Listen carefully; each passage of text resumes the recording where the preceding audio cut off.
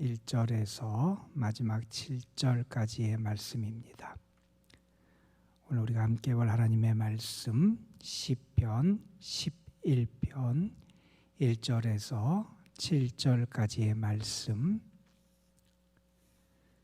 오늘 우리에게 주신 하나님의 말씀 우리 함께 한 목소리로 받들어 읽겠습니다. 내가 여호와께 피하였거늘 너희가 내 영혼에게 새같이 내 산으로 도망하라 함은 어찌함인가. 악인이 활을 당기고 화살을 시위에 먹이며 마음이 바른 자를 어두운 데서 쏘려 하는도다. 터가 무너지면 의인이 무엇을 하랴. 여호와께서는 그의 성전에 계시고 여호와의 보좌는 하늘에 있으며 그의 눈이 인생을 동촉하시고 그의 안목이 그들을 감찰하시도다. 여호와는 의인을 감찰하시고 악인과 폭력을 좋아하는 자를 마음에 미워하시도다.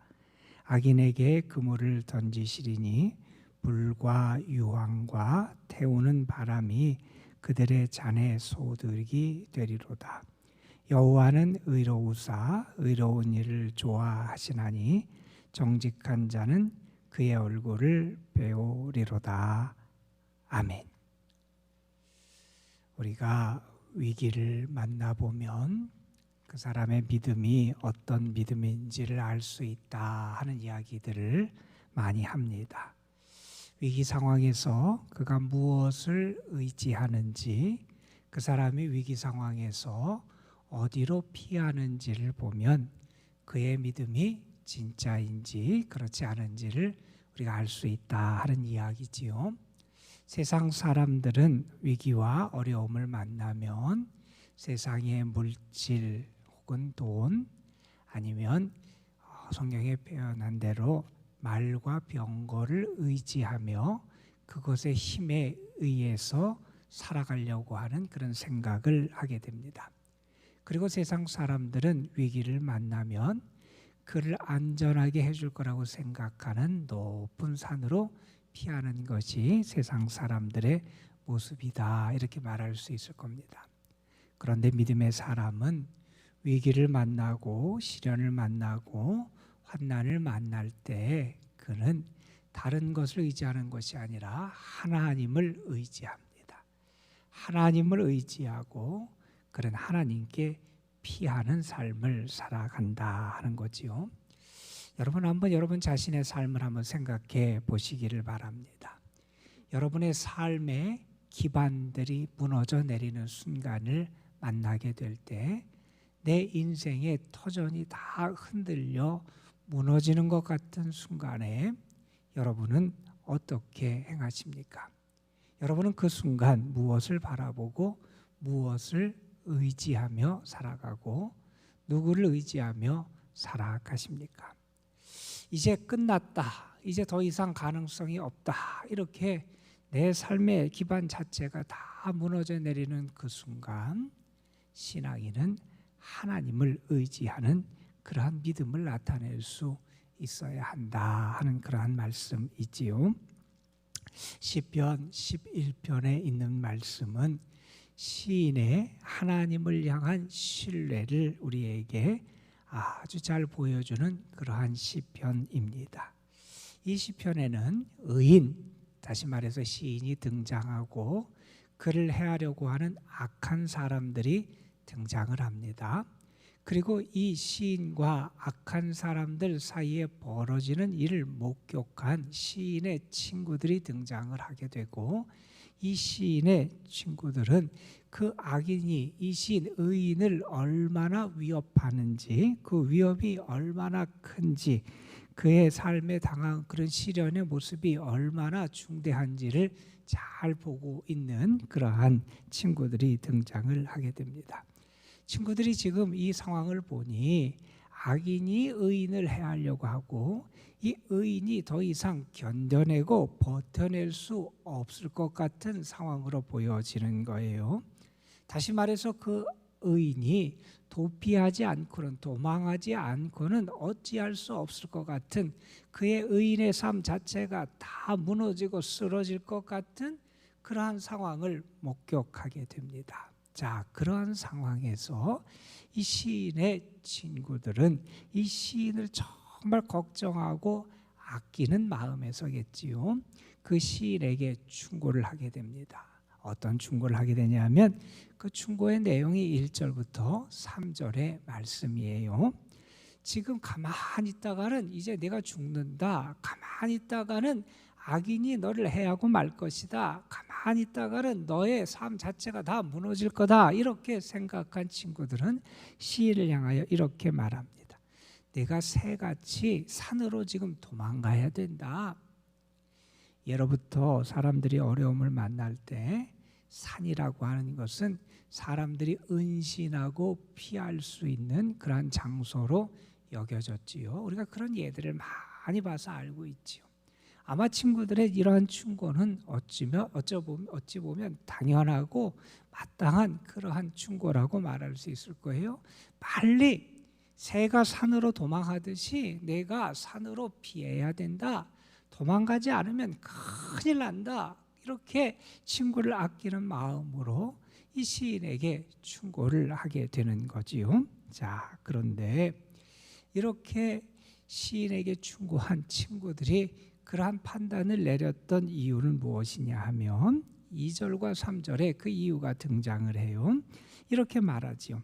악인이 활을 당기고 화살을 쉬에 먹이며 마음이 바른 자를 어두운 데서 쏘려 하는도다. 지금 마치 사냥꾼이 무언가 새를 잡고, 사냥꾼이 무언가 먹이를 잡고, 사냥꾼이 무언가 사냥감을 잡으려고 하는 것처럼 지금 너를 향해서 활시위를 당기고 너를 향해서 쏘려 그런다. 가만히 있다가는 마저 죽는다. 가만히 있다가는 내 생명이 끝난다. 그러니 그 위협을 피해서 산으로 도망해라. 이렇게 충고를 하는 거지요. 그리고 3절에 보면 이 친구들이 그렇게 충고하는 또 다른 이유가 여기 등장을 합니다. 내가 도망하지 않고 가만히 있으면 어떻게 되느냐? 너의 삶을 또 맞춰주고 있는 삶의 터전, 너의 생명이 될지, 너의 안전이 될지, 너의 재산이 될지, 내가 속한 어떤 공동체가 될지, 어쨌든 너의 삶을 더 맞춰주고 있는 그 터전, 그 터가 다 흔들리게 된다. 그 터가 흔들리고 무너지면 아무리 의인이라도 아무것도 할 수 없게 되니 그렇게 되기 전에 빨리 산으로 피하라. 이것이 시인을 향한 그런 친구들의 조언이었어요. 어찌 보면 맞는 조언이고 정말 사랑하고 아끼는 마음에서 해준 조언이라고 말할 수 있는데, 이러한 사람들의 충고와 대비되는 시인의 믿음을 20편 11편을 시작하면서 시인은 1절 맨 앞에서 이렇게 말하고 있어요. 내가 여호와께 피하였다. 이렇게 말합니다. 이 시편 11편의 주제가 바로 이 1절 앞부분에 있는 이 말씀이라고 우리가 이해할 수 있을 거예요. 나는 여호와께 피하였다. 나는 내 삶이 위협을 당하고 있는 순간, 나의 삶에서 정말 절박한 그 순간, 악인들이 득세하고 나를 해하려고 하는 그 순간 나는 무엇을 했느냐? 나는 하나님, 나의 하나님 여호와께 피하였다 하는 고백을 하는 겁니다. 나는 어떤 사람이냐? 나는 도망가는 사람이에요. 나는 하나님을 향하여 나아가는 사람이다. 나는 하나님께 피하는 사람이다 라고 하는 것을 그런 담대하게 선포하고 있는 겁니다. 여러분, 여러분의 삶의 기반이 무너지고 삶의 터전이 흔들리는 순간 정말 여러분은 나는 여호와께 피합니다 이렇게 고백하며 하나님 앞에 나아가는 사람입니까? 하나님은 우리가 세상을 향해서 주변을 바라보고 곁눈질하기를 원하시질 않으세요. 어떤 상황이 됐든 문제가 됐든 내 자신의 어떤 어려움이 됐든 우리가 자꾸 주변을 둘러보고 혹은 내 주변에서 내가 도움을 얻을 수 있고 내가 피할 곳이 어디 있는지를 살피는 그러한 것에 앞서서 하나님은 우리에게 무엇을 원하시냐 하면 하나님을 바라보기를 원하세요. 하나님께 집중하기를 원하세요. 하나님 안에서 길을 찾기를 원하세요. 시인이 하나님을 향하여 그리고 세상 사람들을 향하여 자기 친구들을 향하여 담대하게 선포합니다. 나는 여호와께 피한 사람이다. 이 말을 달리 표현하면 이렇게 말할 수 있을 겁니다. 나는 하나님 안에서 살고 죽기를 각오한 사람이다. 이렇게 말할 수 있을 겁니다. 사람들은 높은 산으로 피하면 안전할 줄 알아요. 그러나 여러분, 아무리 높은 산일지라도 하나님이 함께 하시지 않으면 그곳은 안전한 피난처가 되지 못합니다. 반대로 말한다면 아무리 험한 골짜기, 험한 줄령이라도 그곳에 하나님이 함께 하시면 그것이 안전한 그런 피난처가 될 수 있다는 겁니다. 우리는 하나님께 피하는 사람, 나는 하나님 안에서 살고 죽기를 각오하고 작정한 사람이다 라고 하는 이 시인의 고백이 오늘 하루 여러분의 고백이 되시기를 간절히 소망합니다. 이 시인이 이렇게 나는 주께 피하는 사람이다, 나는 주님 안에 살아가는 사람이다 라고 이렇게 고백할 수 있었던 그의 이유, 그가 하나님께 가졌던 그의 믿음을 4절부터 7절에 아주 구체적으로 우리에게 설명해 주는 말씀이 이어지게 됩니다. 내가 왜 하나님께 피하는지, 내가 왜 하나님을 의지하는지, 내가 왜 하나님을 향한 신뢰의 믿음을 가지고 살아가는지 그 이유가 여기 분명하게 나타나고 있다는 겁니다. 시인은 이렇게 노래하지요. 여호와께서는 성전에 계시고 여호와의 보좌는 하늘에 있고 그의 눈이 인생을 동촉하시고 그의 안목이 그들을 감찰하신다 하는 그런 말씀. 먼저 하나님이 성전에 계신다는 얘기를 하죠. 성경에 보면 특별히 이런 표현을 참 많이 씁니다. 하나님이 성전에 계시다. 그곳에서 하나님의 은혜를 베푸시고 하나님이 우리와의 관계를 회복하게 하시고 하나님이 우리를 용서하시고 우리에게 새 힘을 주시고 하나님이 성전에 계시다라고 하는 것은 그 성전에서 하나님을 체험함을 통해서 인생과 삶과 자기의 모든 것에 대한 새로운 안목과 능력을 얻게 됨을 우리에게 보여주는 말씀입니다. 그런데 여러분, 이 말씀을 좀 잘 생각해 보면 바울 사도가 고린도전서에서 그런 말씀을 하셨어요. 너희는 하나님의 영, 성령이 거하시는 주님의 성전이다 라는 표현을 했어요. 다시 말해서 내가 주님의 성전된 삶을 살아가는 거지요. 그렇다면 내 안에 주님이 계시다는 겁니다. 나는 내 안에 주님이 계심을 믿고 살아간다는 그러한 고백이 될 수 있다는 거지요. 그리고 이어서 시인은 계속 말합니다. 하나님이 하늘 보좌에 계시다. 하늘에 계시다. 그 하나님이 인생을 다스리시고 인생의 모든 것을 다 감찰하신다. 하나님의 모든 것을 아신다. 권세, 능력은 누구에게 속하냐? 하나님께 속했다. 하늘 보좌에 계신 분, 그리고 온 세상을 다스리시는 그분이 모든 것을 아신다는 겁니다.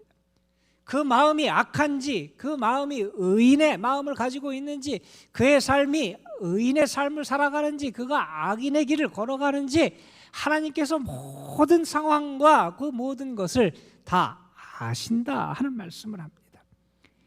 그의 눈이 인생을 통촉하시고 그의 안목이 그들을 감찰하시도다. 계속해서 5절 말씀에도 이렇게 하나님 여호와는 의인을 감찰하시고 악인과 폭력을 좋아하는 자를 마음에 미워하신다. 하나님은 악인 그리고 그들의 삶을 미워하신다는 겁니다. 하나님께서는 무엇을 좋아하시느냐? 그런 말씀을 7절에 여호와는 의로우사 의로운 일을 좋아하신다. 하나님은 악인들이 행하는 것, 악인의 삶을 미워하시고 하나님은 의인의 삶을 좋아하신다. 의로운 길을 좋아하신다. 의로운 일을 행하며 살아가는 것을 좋아하신다.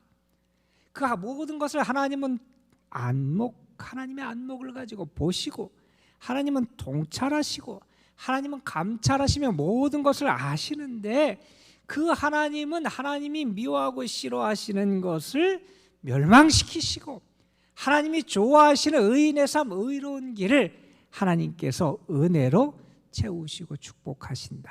나는 이것을 믿는다는 거예요. 하나님이 살아계시고, 하나님이 하늘에 계시고, 하나님이 나와 함께 하시고, 하나님은 다스리시고 감찰하시고 이끄시는 그런 하나님이심을 나는 믿고 살아간다 하는 고백을 하고 있는 겁니다. 자, 이런 고백을 하면서 시인은 이렇게 말합니다. 내가 결국 이렇게 하나님께 피하는 이유는 이러한 하나님을 믿기 때문이다.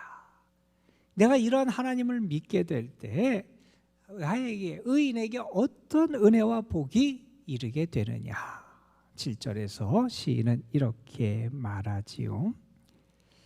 여호와는 의로우사 의로운 일을 좋아하시나니 정직한 자는 그의 얼굴을 배우리로다. 정직한 자, 하나님의 뜻에 합당하게 하나님을 경외하며 그분을 인정하며 그분에게 피하며 살아가는 이러한 사람, 그 사람이 그분의 하나님의 얼굴을 배우리이다. 다시 말해서 하나님의 함께하심, 하나님의 현존을 경험하게 되고, 이 말은 달리 말한다면 하나님의 은혜와 사랑을 아주 구체적으로 충분히 체험하는 그러한 은혜를 누리게 된다는 그런 고백이 있지요. 어느 분이 그런 얘기를 했어요. 우리가 생각해 볼 필요가 있는 이야기 같아요. 그분이 한 말은 이런 얘기입니다. 악은 싹이 트고 꽃이 피되 열매는 맺지 못한다. 세상에 악한 것을 보면 화려한 것 같고 무언가 다 번성한 것 같고 이렇게 보이지만 결국에 열매를 맺지 못하게 되어 있다. 하나님이 악은 미워하시고 의롭고 정직한 것 하나님이 기뻐하신다 하는 것을 우리는 분명히 기억하며 살아가야 됩니다. 그래서 시인은 이 삶의 현실, 그의 터전이 무너져 내리는 것 같은 그런 상황에서도 그런 하나님을 믿으며 그 하나님께 피하는 그런 삶을 살아가는 거지요. 왜냐하면 그럴 때 하나님의 얼굴, 하나님의 은혜를 충만하게 경험하는 그러한 복이 그의 삶에 나타남을 그가 알기 때문에 그렇습니다. 이런 이야기가 있더라고요. 외국에서 있었던 일인데 한 고등학생에게 일어났던 일이에요. 농구를 좋아하고 농구를 참 잘하고 농구 실력도 아주 좋은 그 학생이 고등학생 때 갑자기 소아마비를 앓게 됩니다. 심하게 와서 다리를 못 쓰게 되고, 그리고 휠체어 신세를 지니며 살아가는 그런 사람이 되고 말아요. 그가 가졌던 그의 인생의 꿈이 다 사라지고 절망만 남은 것 같은 그러한 상황이 그의 삶을 지배하고 있었습니다. 그 학생이 기독교 계통의 재활원에 다니게 되고 그곳에서 재활 훈련을 받게 되면서 신체적인 재활뿐만 아니라 신앙적인 면에서도 그가 많은 도움을 받게 됩니다. 믿음이 깊어지고 하나님의 은혜를 체험하는 가운데 새로운 꿈을 갖게 돼요. 그래서 그 학생은 내가 건강한 정상적인 몸으로 이렇게 농구 선수가 되지 못하고 내 실력을 발휘하지 못하게 됐지만 내가 휠체어를 타고 농구하는 그런 선수가 되겠다 하는 각오를 하고 휠체어를 타고 농구를 시작하게 됩니다. 그리고 결국 그는 그의 나라의 국가대표까지 됐다 그래요. 그분이 그런 고백을 자기의 삶을 통해서 했다 그럽니다. 내가 고백하는데 나는 이렇게 말할 수 있습니다. 부활은 실제로 있습니다. 부활하신 예수님은 믿음을 가진 자에게 부활의 능력을 주십니다. 우리가 가진 단점이나 장애는 믿음에 이르는 아주 좋은 과정일 뿐입니다. 자기의 삶에서 그가 많은 시련과 어려움, 이 시편 3편의 시인이 말하는 것처럼 그의 삶의 터전이 다 무너지고 흔들리는 것 같은 그의 삶의 터가 다 흔들리는 그런 체험을 했지만 그런 하나님 안에서 다시 일어나지요. 주님이 죽었다가 다시 살아나시고 죽은 자를 다시 살리시는 부활의 능력을 나타내듯이 그의 삶에 그 능력을 나타내 주셨다는 겁니다. 하나님께 피하는 자, 정말 하나님이 기뻐하시는 자, 하나님의 얼굴을 뵙는 하나님의 은혜를 배워만 그러한 능력이, 그러한 복이 나타나듯이 오늘 여러분이 하나님께 피하고 주를 바라보고 의지하는 가운데 여러분의 삶에서도 이런 주님의 은혜와 능력이 온전하게 나타나는 복된 하루, 그리고 이번 한 주간이 되시기를 주님의 이름으로 축복합니다. 기도하시겠습니다. 아버지 하나님, 대적, 원수, 악한 사람들의 위협 가운데 서 있으나 나는 하나님께 피합니다. 하나님을 의지하고 의인의 삶을 살아가고 정직하게 하나님을 경외하며 주께 피하는 자, 주의 얼굴을 빼앗는 은혜를 누리게 될 것을 믿고, 하나님은 하늘 보좌에 계시고 온 세상을 다스리시고 감찰하시고 모든 것을 아시고 판단하시는 의로우신 분임을 믿으며 주님 앞에 나아간 시인처럼 아버지 하나님, 오늘 우리의 삶 속에서 사랑하는 주의 자녀들이 하나님께 피하고 하나님의 얼굴을 배웠고 주의 사랑과 도우심과 보호하심 가운데 살아가는 귀한 은혜를 충만하게 누리게 하여 주옵소서. 내 삶의 터가 무너져 내리는 것 같은 그런 상황일지라도, 내 모든 것이 흔들리는, 내 삶의 기초가 기반이 흔들리는 것 같은 상황에 처할지라도 그때 우리가 피하고 의지할 대상이 우리 하나님 여호와이심을 우리가 잊지 않게 하여 주시고, 오늘도 하나님께 우리의 모든 것을 맡기며 주님을 향하여 나아갈 수 있는 주님의 사람들이 되게 하여 주옵소서. 무더위가 계속되고 있고 코로나 확산세가 계속 이어지고 있습니다.